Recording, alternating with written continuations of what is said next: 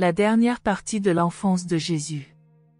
Bien que Jésus eût pu bénéficier de conditions plus favorables à son instruction à Alexandrie qu'en Galilée, il n'y eut pas trouvé la même magnifique ambiance pour résoudre les problèmes de sa propre vie avec un minimum de contraintes éducatives, tout en jouissant en même temps du grand avantage du contact constant avec un grand nombre d'hommes et de femmes de toutes classes arrivant de toutes les parties du monde civilisé. S'il était resté à Alexandrie, son éducation aurait été dirigée par des Juifs et suivant une ligne exclusivement juive. À Nazareth, il put recevoir une éducation et reçut une formation qui le préparèrent beaucoup mieux à comprendre les gentils, et qui lui donnèrent une idée meilleure et mieux équilibrée des mérites respectifs des points de vue de la théologie hébraïque orientale, babylonienne, et occidentale, hellénique. 1. La 9e année de Jésus, en 3. On ne saurait dire que Jésus ait jamais été sérieusement malade, mais il contracta, cette année-là, de petites maladies d'enfance en même temps que ses frères et sa petite sœur. Les classes continuaient, Jésus était toujours un élève estimé, ayant chaque mois une semaine de liberté, et il continuait à diviser ce temps à peu près également entre les excursions avec son père dans les villes avoisinantes, les séjours à la ferme de son oncle au sud de Nazareth et les parties de pêche au large de Magdala. Le plus grave incident survenu jusque-là, à l'école, se produisit tard dans l'hiver lorsque Jésus osa défier le chazan, qui enseignait que les images, peintures et dessins étaient tous de nature idolâtre. Jésus avait autant de plaisir à dessiner les paysages qu'à modeler une grande variété d'objets en argile de potier. Tout ce genre de choses était strictement interdit par la loi juive, mais, jusque-là, Jésus était parvenu à surmonter les objections de ses parents, à tel point qu'il lui avait permis de poursuivre ses activités. Il se produisit de nouveaux remous à l'école quand l'un des élèves les plus arriérés découvrit Jésus en train de dessiner, au fusain, un portrait du professeur sur le plancher de la classe. Le portrait était là, clair comme le jour, et plusieurs parmi les anciens l'avaient aperçu avant que le comité n'allât trouver Joseph afin d'exiger une intervention pour ramener son fils aîné dans le respect de la loi. Bien que ce ne fût pas la première plainte parvenue à Joseph et à Marie concernant les agissements de leur dynamique enfant aux talents variés, c'était la plus sérieuse de toutes les accusations portées, jusque-là, contre lui.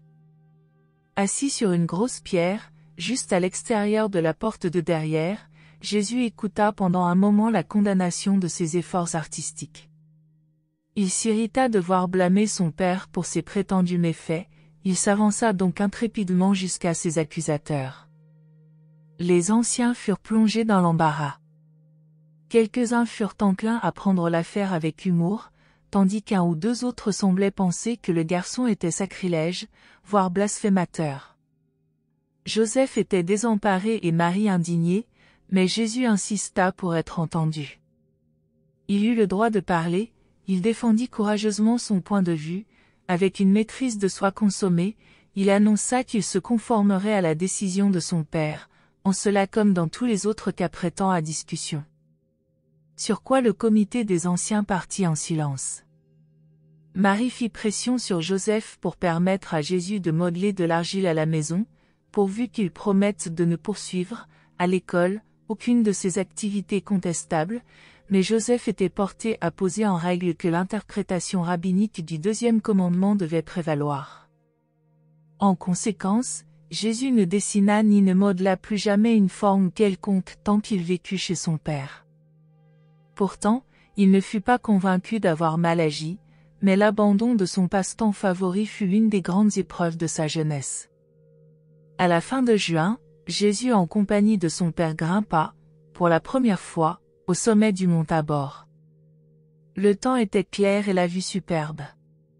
Ce jeune garçon de 9 ans eut l'impression d'avoir réellement contemplé le monde entier, excepté l'Inde, l'Afrique et Rome. Marthe, la deuxième sœur de Jésus, naquit la nuit du jeudi 13 septembre. 3 semaines après la naissance de Marthe, Joseph, qui était au foyer pour quelque temps, commença la construction d'un agrandissement de leur maison, un combiné d'atelier et de chambres à coucher. Un petit établi fut construit pour Jésus qui, pour la première fois, posséda des outils en propre. Pendant plusieurs années, il travailla à cet établi à ses moments perdus et devint très habile dans la fabrication des jougs. Cet hiver-là et le suivant furent les plus froids à Nazareth depuis plusieurs décennies. Jésus avait vu de la neige sur les montagnes, la neige était tombée plusieurs fois à Nazareth sans rester longtemps sur le sol, mais jamais avant cet hiver Jésus n'avait vu de glace. Le fait que l'eau pouvait être un solide, un liquide ou une vapeur, il avait longuement médité sur la vapeur s'échappant des pots d'eau bouillante, donna beaucoup à réfléchir au garçon sur le monde physique et sa constitution, et pourtant, pendant tout ce temps, la personnalité incarnée dans cet enfant en pleine croissance était le véritable créateur et organisateur de toutes ces choses à travers tout un vaste univers. Le climat de Nazareth n'était pas rude. Janvier était le mois le plus froid, avec une température moyenne d'environ 10 degrés Celsius. En juillet et en août, les mois les plus chauds, la température variait entre 24 et 32 degrés. Depuis les montagnes jusqu'au Jourdain et à la vallée de la mer Morte, le climat de la Palestine s'échelonnait du très froid au torride. En un sens, les Juifs étaient donc préparés à vivre à peu près dans n'importe lequel des climats variés du monde. Même durant les mois d'été les plus chauds, une fraîche brise de mer soufflait habituellement de l'ouest de 10 heures du matin à 10 heures du soir. Mais, de temps en temps, de terribles vents chauds venant du désert oriental soufflaient sur toute la Palestine. Ces rafales brûlantes survenaient généralement en février et mars, vers la fin de la saison des pluies. À cette époque, la pluie tombait de novembre à avril en averses rafraîchissantes, mais il ne pleuvait pas d'une façon continue. Il n'y avait que 2 saisons en Palestine, l'été et l'hiver, la saison sèche et la saison pluvieuse. En janvier, les fleurs commençaient à s'épanouir, à la fin d'avril, tout le pays était un vaste jardin fleuri. En mai de cette année, dans la ferme de son oncle, Jésus aida, pour la première fois, à la moisson des céréales. Avant d'avoir 13 ans, il avait réussi à découvrir quelque chose sur pratiquement tous les métiers que les hommes et les femmes pratiquaient autour de Nazareth, à l'exception du travail des métaux. Plus tard, après la mort de son père, il passa plusieurs mois dans l'atelier d'un forgeron. Quand le travail et le passage des caravanes se ralentissaient, Jésus faisait avec son père beaucoup de voyages d'agrément ou d'affaires aux villes voisines de Cana, Endor et Naïn. Même étant jeune garçon, il avait fréquemment visité Séphorie, située seulement à 5 km au nord-ouest de Nazareth, depuis l'an 4 avenue Jésus-Christ jusqu'à l'an 25 environ. Cette ville fut la capitale de la Galilée et l'une des résidences d'Hérode Antipas. Jésus poursuivait son développement physique, intellectuel, social et spirituel. Ses déplacements hors de la maison contribuèrent beaucoup à lui donner une compréhension meilleure et plus généreuse de sa propre famille. À cette époque, ses parents eux-mêmes commencèrent à apprendre de lui en même temps qu'ils l'éduquaient. Même dans sa jeunesse, Jésus était un penseur original et un pédagogue habile.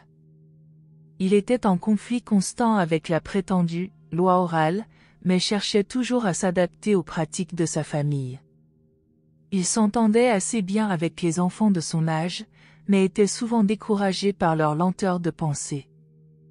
Avant d'avoir 10 ans, il était devenu le chef d'un groupe de 7 garçons qui s'étaient réunis en une société pour acquérir les talents de l'âge mûr, physique, intellectuel et religieux. Jésus réussit à introduire, parmi ces garçons, beaucoup de nouveaux jeux et diverses méthodes améliorées de récréation physique. La 10e année, en 4. Ce fut le 5 juillet, premier sabbat du mois, tandis que Jésus se promenait dans la campagne avec son père, qu'il exprima des sentiments et des idées dénotant qu'il commençait à prendre conscience de la nature extraordinaire de la mission de sa vie. Joseph écouta attentivement les importantes paroles de son fils, mais fit peu de commentaires et ne donna spontanément aucun renseignement. Le lendemain, Jésus eut avec sa mère un entretien semblable, mais plus long. Marie écouta également les déclarations du garçon, mais elle non plus ne voulut donner aucun renseignement. Il se passa presque 2 ans avant que Jésus ne parlât à ses parents de la révélation croissante, dans sa conscience, au sujet de la nature de sa personnalité et du caractère de sa mission terrestre. Il entra, en août, à l'école supérieure de la synagogue. À l'école, il provoquait constamment des troubles par les questions qu'il persistait à poser. Il maintenait de plus en plus tout Nazareth dans un état de relative effervescence. Ses parents répugnèrent à lui interdire de poser ces questions troublantes. Son professeur principal était très intrigué par la curiosité du garçon, sa perspicacité et sa soif de connaissance. Les compagnons de jeu de Jésus ne voyaient rien de surnaturel dans sa conduite. Sous la plupart des rapports, il leur ressemblait entièrement. Son intérêt pour l'étude était quelque peu supérieur à la moyenne, mais pas tout à fait exceptionnel. Il est bien vrai qu'à l'école, il posait plus de questions que ses camarades de classe. Peut-être son trait le plus original et le plus remarquable était sa répugnance à combattre pour défendre ses droits. Puisqu'il était un garçon bien développé pour son âge, ses camarades de jeu trouvaient étrange qu'il fût peu enclin à se défendre, même quand il était en butte à l'injustice ou personnellement maltraité. Quoi qu'il en fût, il ne souffrit pas beaucoup de cette tendance à cause de l'amitié de Jacob, son petit voisin qui était son aîné d'1 an. Jacob était le fils du maçon associé aux affaires de Joseph. Il était un grand admirateur de Jésus et faisait son affaire de veiller à ce que personne ne pût en imposer à Jésus en profitant de son aversion pour les bagarres physiques. Plusieurs fois, des jeunes gens plus âgés et brutaux attaquèrent Jésus, tablant sur sa docilité réputée, mais ils reçurent toujours un sûr et rapide châtiment des mains de son champion et défenseur volontaire toujours prêt, Jacob le fils du maçon. Jésus était communément accepté comme chef des garçons de Nazareth qui représentait l'idéal le plus élevé de leur temps et de leur génération. Ces jeunes associés l'aimaient réellement, non seulement parce qu'il était équitable, mais aussi parce qu'il faisait montre d'une sympathie rare et compréhensive qui révélait l'amour et touchait à la compassion discrète. Cette année-là, il commença à montrer une préférence marquée pour la compagnie de personnes plus mûres. Il était heureux d'avoir des entretiens sur des sujets culturels, éducatifs, sociaux, économiques, politiques et religieux avec des penseurs plus âgés. La profondeur de ses raisonnements et la finesse de ses observations charmaient tellement ses associés adultes qu'ils étaient toujours empressés à le fréquenter. Avant qu'il ne devienne soutien de famille, ses parents le poussaient constamment à se lier avec des enfants de son âge, ou plus proches de son âge, plutôt qu'avec des personnes plus âgées et plus instruites pour lesquelles il témoignait une telle préférence. À la fin de cette année-là, il fit, avec son oncle, une expérience de 2 mois de pêche sur la mer de Galilée, et réussit très bien. Avant d'atteindre l'âge d'homme, il était devenu un pêcheur très expérimenté. Son développement physique se poursuivait. À l'école, il était un élève avancé et privilégié. À la maison, il s'entendait assez bien avec ses plus jeunes frères et sœurs, ayant l'avantage d'être de 3 ans et demi l'aîné du plus âgé d'entre eux. Il était bien considéré à Nazareth, sauf par les parents de quelques-uns des enfants plus lents d'esprit, qui parlaient souvent de Jésus comme étant trop effronté, manquant de l'humilité et de la réserve convenant à la jeunesse. Il manifestait une tendance croissante à orienter les jeux de ses jeunes camarades dans des directions plus sérieuses et plus réfléchies. Il était un éducateur né et ne pouvait absolument pas s'empêcher d'exercer cette fonction, même quand il était censé jouer. Joseph commença de bonne heure à enseigner à Jésus les divers moyens de gagner sa vie, lui expliquant les avantages de l'agriculture sur l'industrie et le commerce. La Galilée était un district plus beau et prospère que la Judée, et la vie ne coûtait guère que le quart de ce qu'elle coûtait à Jérusalem et en Judée. C'était une province de villages agricoles et de cités industrielles prospères, contenant plus de 200 villes de plus de 5000 habitants et 30 de plus de 15 000. Pendant son premier voyage avec son père pour observer l'industrie de la pêche sur le lac de Galilée, Jésus avait presque décidé de devenir pêcheur, mais son intime association avec le métier de son père l'incita plus tard à devenir charpentier, tandis que, plus tard encore, une combinaison d'influences le conduisit à choisir définitivement la carrière d'éducateur religieux d'un ordre nouveau. 3. La 11e année, en 5. Durant toute cette année, le garçon continua à faire avec son père des randonnées hors de la maison, mais il rendait également de fréquentes visites à la ferme de son oncle et, à l'occasion, allait à Magdala pour pêcher avec l'oncle qui s'était installé près de cette ville. Joseph et Marie furent souvent tentés de témoigner à Jésus des faveurs spéciales ou de trahir d'une autre manière leur connaissance du fait que Jésus était un enfant de la promesse, un fils de la destinée. Mais ses parents étaient tous deux extraordinairement sages et sagaces en toutes ces matières. Les rares fois où ils firent effectivement montre d'une préférence quelconque pour lui, même au moindre degré, le garçon ne fut pas long à refuser toute considération spéciale. Jésus passait un temps considérable au magasin d'approvisionnement des caravanes, en conversant avec les voyageurs venus de toutes les parties du monde, il accumula, sur les affaires internationales, une masse de renseignements stupéfiantes pour son âge. Cette année fut la dernière pendant laquelle il put s'adonner beaucoup aux jeux et aux joies de la jeunesse. Ensuite les difficultés et responsabilités se multiplièrent rapidement dans la vie de ce jeune homme. Jude naquit le mercredi soir 24 juin de l'an 5, et la naissance de ce 7e enfant s'accompagna de complications. Marie fut si malade pendant plusieurs semaines que Joseph resta à la maison. Jésus était fort occupé à faire des commissions pour son père et à remplir toutes sortes de devoirs occasionnés par la sérieuse maladie de sa mère. Plus jamais il ne fut possible à ce jeune homme de revenir à l'attitude enfantine de ses jeunes années.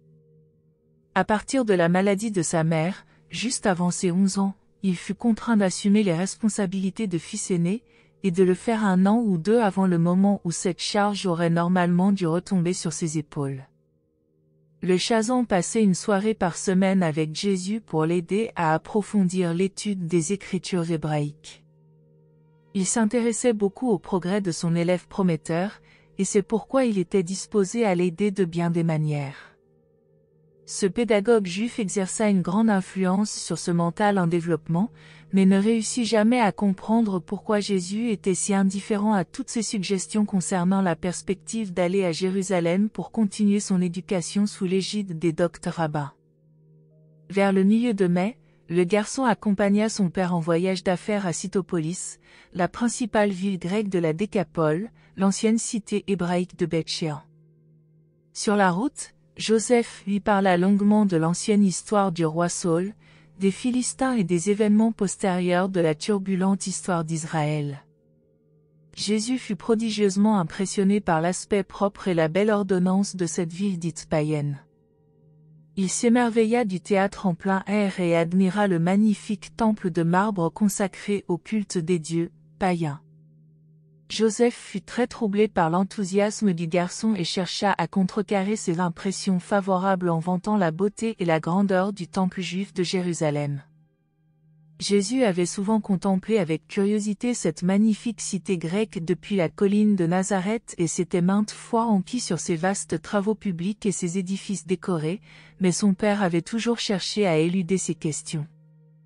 Maintenant, ils étaient face à face avec les beautés de cette ville des gentils, et Joseph était malvenu à feindre d'ignorer les demandes de renseignement de Jésus.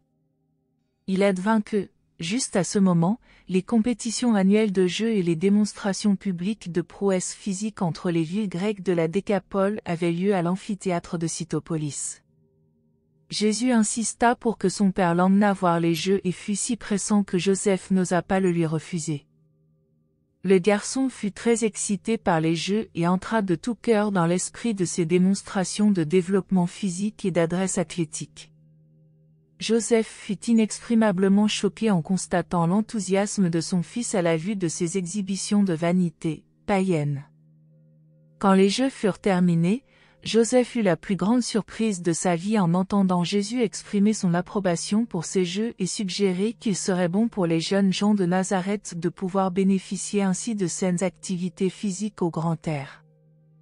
Joseph parla sérieusement et longuement à Jésus de la mauvaise nature de ces exercices, mais il vit bien que le garçon n'était pas convaincu. La seule fois où Jésus vit son père fâché contre lui fut cette nuit-là dans leur chambre à l'auberge quand, au cours de leur discussion, le garçon oublia les préceptes juifs au point de suggérer de rentrer chez eux et de travailler à construire un amphithéâtre à Nazareth. Lorsque Joseph entendit son fils aîné exprimer des sentiments si peu juifs, il perdit son calme habituel, saisissant Jésus par les épaules, il s'écria avec colère, « Mon fils, ne me laisse jamais plus t'entendre exprimer une aussi mauvaise pensée tant que tu vivras. » Jésus fut stupéfait de la manifestation d'émotion de son père. Jamais auparavant il ne lui avait été donné de ressentir personnellement l'impact d'indignation de Joseph, il en fut étonné et choqué au-delà de toute expression. Il répondit simplement, « Très bien mon père, il en sera fait ainsi. » Jamais plus, tant que son père vécut, le garçon ne fit même la plus petite allusion aux jeux et autres activités athlétiques des Grecs. Plus tard, Jésus vit l'amphithéâtre grec à Jérusalem et apprit combien ces choses étaient haïssables du point de vue juif. Il s'efforça néanmoins, pendant toute sa vie, d'introduire l'idée de saine récréation dans ses plans personnels, et aussi dans le programme ultérieur des activités régulières de ses 12 apôtres, dans toute la mesure où les habitudes juives le permettaient. À la fin de cette 11e année, Jésus était un jeune garçon vigoureux, bien développé, modérément enjoué et assez gai, mais, à partir de là, il tendit de plus en plus à passer par des périodes de profonde méditation et de sérieuse contemplation.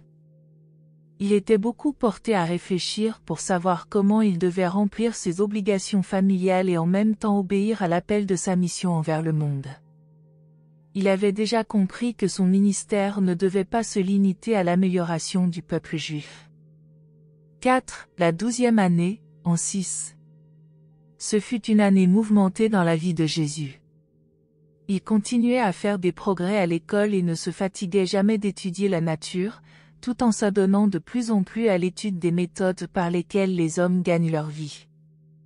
Il commença à travailler régulièrement dans l'atelier familial de menuiserie et fut autorisé à gérer son propre salaire, arrangement très exceptionnel dans une famille juive. La même année, il apprit aussi qu'il était sage de garder le secret sur ces sujets dans la famille. Il prenait conscience de la façon dont il avait troublé le village et devint désormais de plus en plus discret en dissimulant tout ce qui pouvait le faire considérer comme différent de ses camarades. Durant toute cette année, il passa par de nombreuses périodes d'incertitude, sinon de véritables doutes, concernant la nature de sa mission. Son mental humain se développait naturellement, mais n'avait pas encore saisi pleinement la réalité de sa double nature. Le fait qu'il avait une seule personnalité rendait difficile à sa conscience de reconnaître la double origine des facteurs constitutifs de la nature associés à cette même personnalité. À partir de ce moment, il réussit mieux à s'entendre avec ses frères et sœurs. Il était de plus en plus plein de tact, toujours compatissant et attentif à leur bien-être et à leur bonheur, et il entretint de bons rapports avec eux jusqu'au début de son ministère public.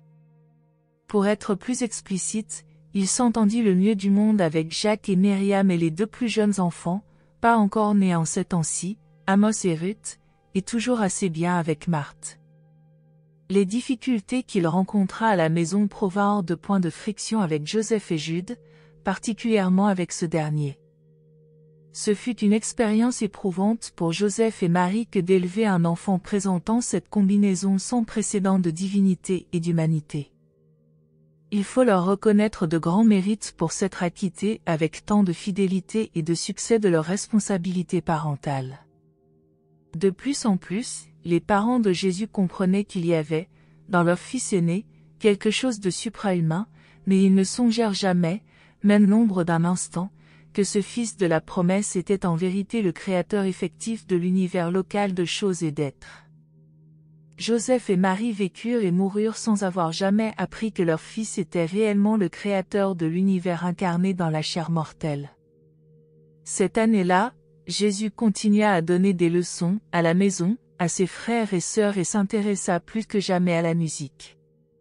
C'est à cette époque que le garçon prit une conscience aiguë de la différence de point de vue entre Joseph et Marie concernant la nature de sa mission. Il médita beaucoup sur la divergence d'opinion de ses parents et entendit souvent leurs discussions quand il le croyait profondément endormi. Il penchait de plus en plus pour le point de vue de son père, si bien que sa mère fut souvent froissée en comprenant que son fils rejetait peu à peu ses directives dans les questions ayant trait à l'orientation de sa vie. À mesure que les années passaient, cette brèche en compréhension alla s'élargissant. Marie comprenait de moins en moins le sens de la mission de Jésus, et cette tendre mère fut de plus en plus blessée par le fait que son fils préféré ne réalisait pas ses plus chères espérances. Joseph croyait de plus en plus à la nature spirituelle de la mission de Jésus, et s'il n'avait existé d'autres raisons plus fondamentales, il paraît en effet malheureux que Joseph n'ait pas vécu assez longtemps pour voir s'accomplir son concept de l'effusion de Jésus sur terre. Pendant sa dernière année d'école, alors qu'il avait 12 ans, Jésus contesta, auprès de son père, la coutume juive de toucher le morceau de parchemin cloué sur le montant de la porte, chaque fois que l'on entrait ou sortait de la maison, et d'embrasser ensuite le doigt qui avait touché le parchemin. Comme partie de ce rite, il était habituel de dire « Le Seigneur préservera notre sortie et notre entrée désormais et pour toujours ». Joseph et Marie avaient maintes fois instruit Jésus des raisons pour lesquelles il ne fallait pas faire de portraits ni dessiner de tableaux, expliquant que ces créations pourraient être utilisées à des fins idolâtres. Bien que Jésus ne parvenait pas à comprendre tout à fait leur interdiction de faire des portraits et des images, il possédait une logique supérieure, c'est pourquoi il fit remarquer à son père la nature essentiellement idolâtre de cette habitude de saluer humblement le parchemin du seuil.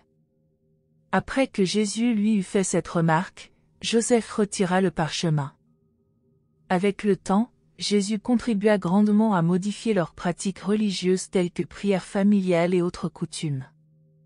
Il était possible de faire beaucoup de ces choses à Nazareth, parce que la synagogue était sous l'influence d'une école libérale de rabbins dont le chef de file, José, était un maître renommé de Nazareth.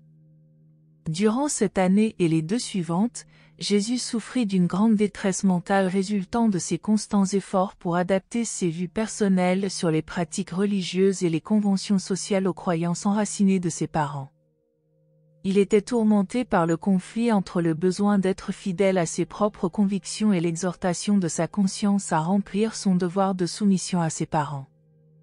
Son suprême conflit était entre deux commandements qui dominaient dans son jeune mental. Le premier était « Sois fidèle aux préceptes de tes plus hautes convictions de vérité et de droiture ». L'autre était « Honore ton père et ta mère, car ils t'ont donné la vie et l'éducation de la vie ». Quoi qu'il en fût, il n'éluda jamais la responsabilité de faire chaque jour les ajustements nécessaires entre ses domaines de fidélité à ses convictions personnelles et de devoir envers sa propre famille. Il eut ainsi la satisfaction de fondre de plus en plus harmonieusement ses convictions personnelles et ses obligations familiales en un magistral concept de solidarité collective basé sur la loyauté, l'équité, la tolérance et l'amour. 5. Sa 13e année, en cette année, le garçon de Nazareth passa de l'enfance à l'adolescence. Sa voix commença à muer et d'autres traits de son mental et de son corps témoignèrent d'une transformation annonciatrice de la virilité. Son petit frère Amos naquit dans la nuit du dimanche 9 janvier en 7. Jude n'avait pas encore 2 ans, et sa petite sœur Ruth n'était pas encore née. On voit donc que Jésus avait une assez nombreuse famille de jeunes enfants laissés à sa surveillance lorsque son père rencontra la mort 1 an plus tard dans un accident. C'est vers le milieu de février que Jésus acquit humainement la certitude qu'il était destiné à remplir sur terre une mission pour éclairer l'humanité et lui révéler Dieu. Des décisions capitales doublées de plans d'une grande portée prenaient forme dans le mental de ce jeune homme, tandis que son apparence extérieure était celle d'un jeune juif moyen de Nazareth. Les êtres intelligents de Tounébadon observaient, avec fascination et stupéfaction, les débuts de ce développement dans la pensée et les actes du fils désormais adolescent du charpentier. Le premier jour de la semaine du 20 mars en 7, Jésus fut reçu à ses examens dans l'école locale rattachée à la synagogue de Nazareth. C'était un grand jour dans la vie de toute famille juive ambitieuse, le jour où le fils aîné était proclamé, fils du commandement, et fils aîné racheté du Seigneur Dieu d'Israël, un enfant du Très-Haut, et le serviteur du Seigneur de toute la terre. Le vendredi de la semaine précédente, pour être présent en cette heureuse occasion, Joseph était revenu de Séphorie où il avait entrepris la construction d'un nouvel édifice public. Le professeur de Jésus croyait fermement que son élève alerte et assidu était destiné à quelque carrière éminente, à quelque haute mission. Malgré tous leurs ennuis avec les tendances non conformistes de Jésus, les anciens de Nazareth étaient très fiers du garçon et avaient commencé à tirer des plans qui lui permettraient d'aller à Jérusalem pour continuer son éducation dans les académies hébraïques renommées. À mesure que Jésus entendait discuter ces plans de temps en temps, il devenait de plus en plus certain qu'il n'irait jamais à Jérusalem étudier avec les rabbins. Pourtant, il n'imaginait guère la tragédie si proche qui allait l'obliger à abandonner tous ses projets pour assumer la responsabilité d'entretenir et de diriger une famille nombreuse qui allait bientôt être composée de 5 frères et 3 sœurs, outre sa mère et lui-même. En élevant cette famille, Jésus passa par une expérience plus étendue et plus prolongée que celle qui fut accordée à Joseph son père. Il se montra à la hauteur du modèle qu'il établit plus tard pour lui-même, devenir un sage, patient, compréhensif et efficace éducateur et frère aîné d'une famille, sa famille, si soudainement éprouvée par la douleur de cette perte inattendue. 6. Le voyage à Jérusalem. Ayant maintenant atteint le seuil de la jeune virilité et reçu officiellement ses diplômes des écoles de la synagogue, Jésus était qualifié pour se rendre à Jérusalem avec ses parents et participer avec eux à la célébration de sa première Pâque. Cette année-là, la fête de la Pâque tombait le samedi 9 avril de l'an 7.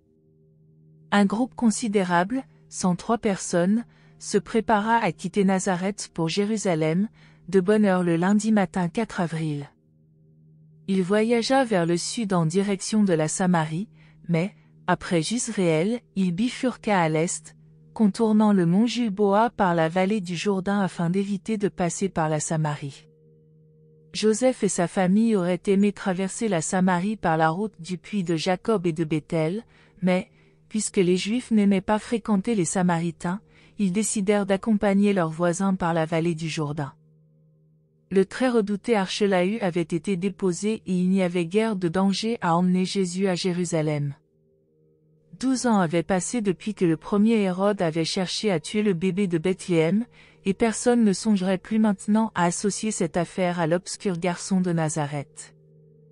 Avant d'atteindre la bifurcation de Jisréel et comme ils poursuivaient leur voyage, ils passèrent bientôt à droite de l'ancien village de Shunem.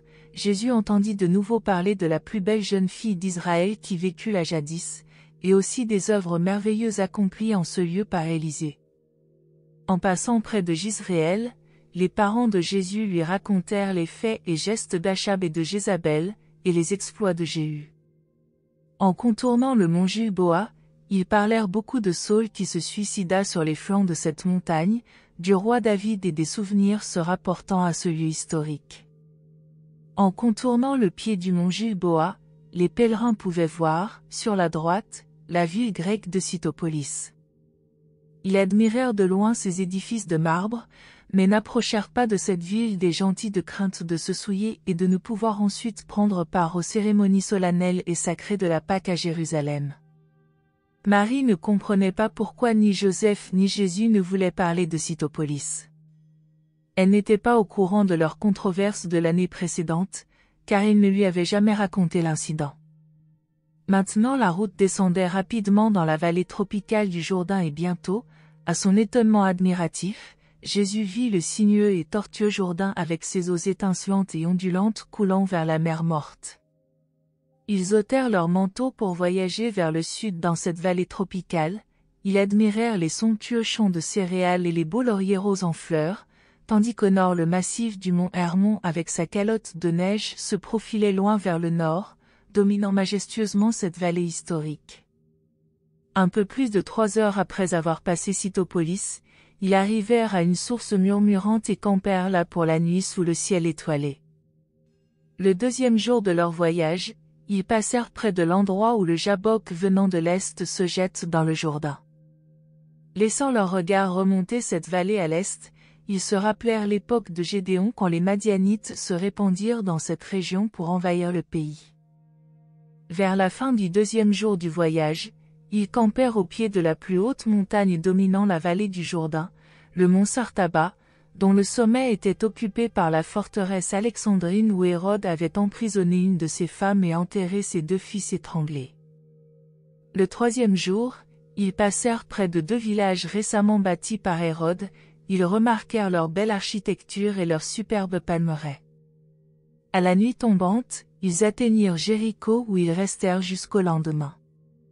Ce soir-là, Joseph, Marie et Jésus marchèrent 3 kilomètres pour atteindre l'emplacement de l'ancienne Jéricho. Selon la tradition juive, Josué, d'après qui Jésus avait été prénommé, avait accompli ses célèbres exploits.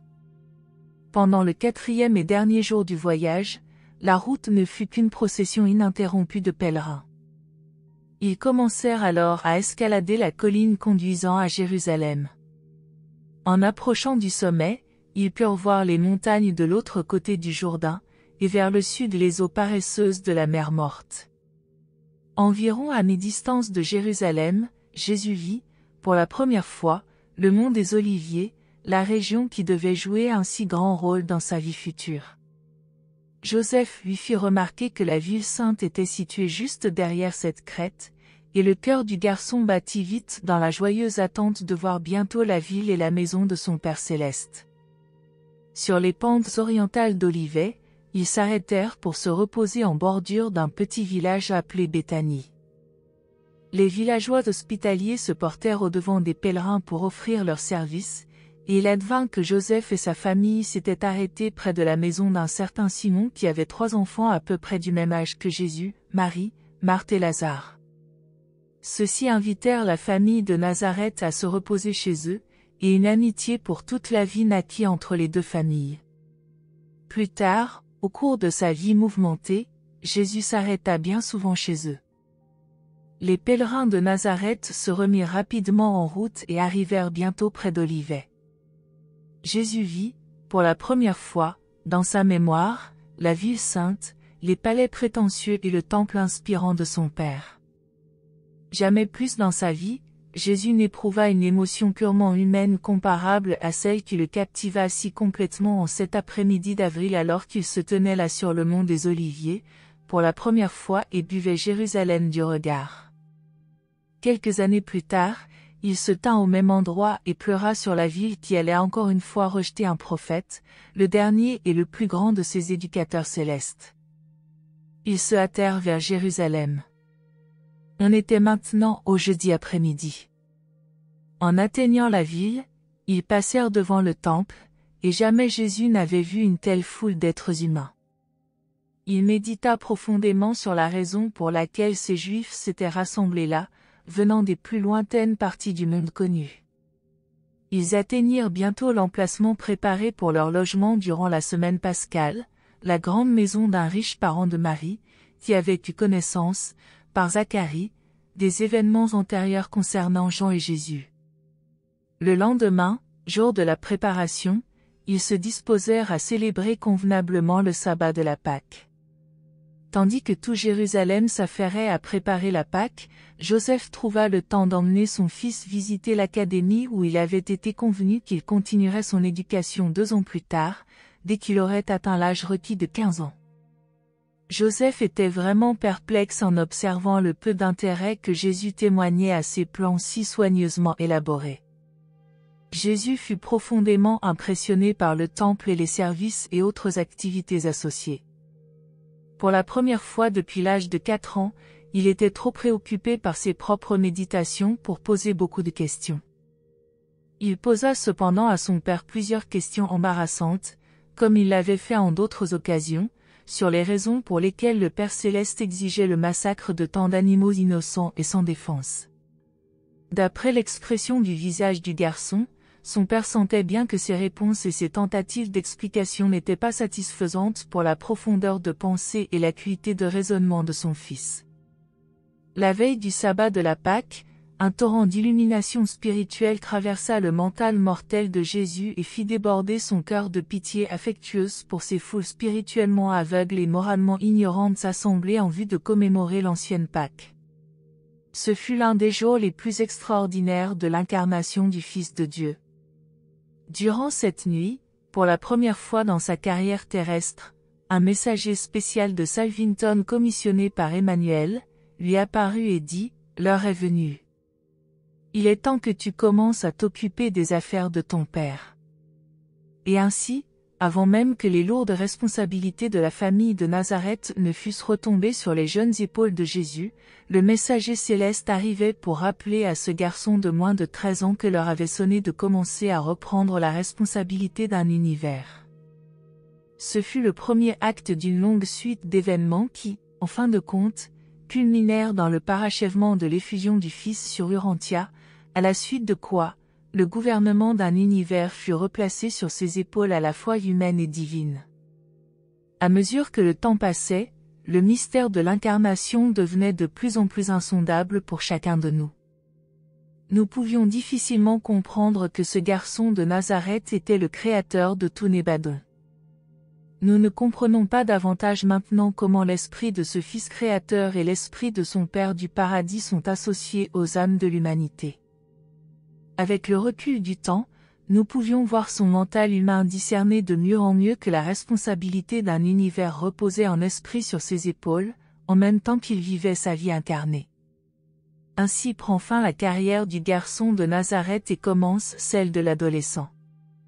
L'homme divin de plus en plus conscient de soi, qui commence maintenant à envisager sa carrière dans le monde, tout en s'efforçant de concilier ses desseins de vie toujours plus vastes avec les désirs de ses parents et ses obligations envers sa famille et envers la société de son temps. Merci de nous avoir rejoints aujourd'hui, et je vous retrouve bientôt pour une nouvelle exploration passionnante.